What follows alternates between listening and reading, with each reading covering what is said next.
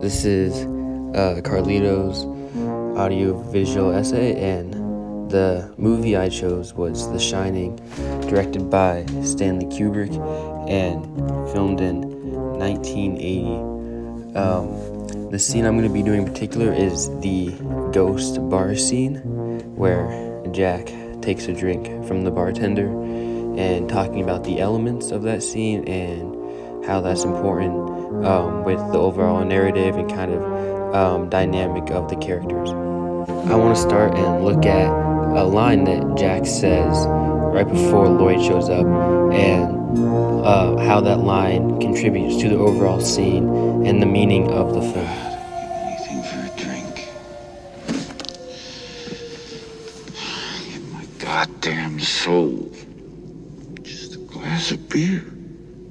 So the line is, "I'd give my soul for just a glass of beer," which not only plays into the theme of alcoholism, which is a big theme of the film and Jack's drinking, but also into the Overlook Hotel and kind of its paranormal things that happen in the film. A lot of people speculate that the Overlook Hotel is hell and that Jack is currently making a deal with the devil, which is Lloyd. And I'll get to kind of what conveys that elemental with elements in a second, but that's kind of this. A lot of people theorize is that he's actually literally selling his soul. It's not a figure of speech. He actually is. And so to get to the scene, we can see Lloyd here, and he is wearing red, and so is Jack. Jack is also wearing his red jacket, and colors are really important in costuming. So if we look at Lloyd wearing red, it does symbolize kind of a darker vibe, If we think about the devil in a lot of media, he is red. And again, in this scene, we're thinking that Jack is selling his soul to the devil, or Lloyd, who is wearing red. Now, why is it important for Jack in his costume also to be red? Is because this is kind of the moment where he trades his soul for alcohol, and with the soul, the Overlook Hotel kind of takes control of him. This is a big turning point of the film, where Jack, who was already kind of going insane, goes full on crazy and starts really getting the idea of killing his family and hating his wife, Wendy, even more. So that kind of symbolizes that he's also turning into the devil, except he's not dead yet. He's, not supernatural. He's the devil in the hotel, but Lloyd is the devil of the hotel.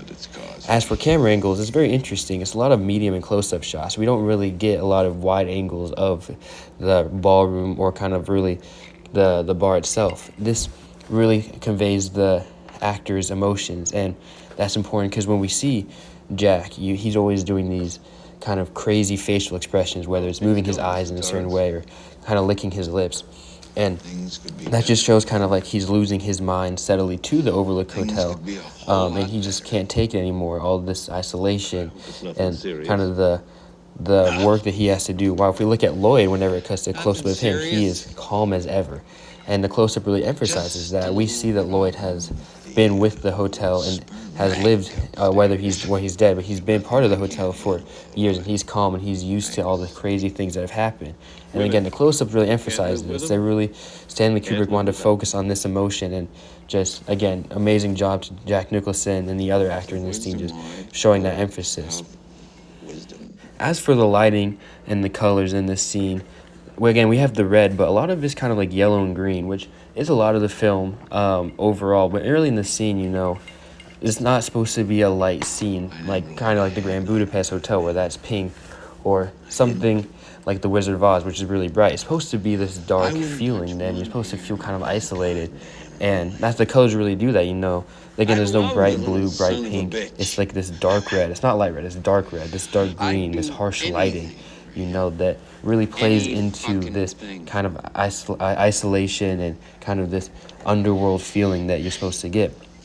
And again, as for the music, a lot of this film has background music, the opening scene, background music.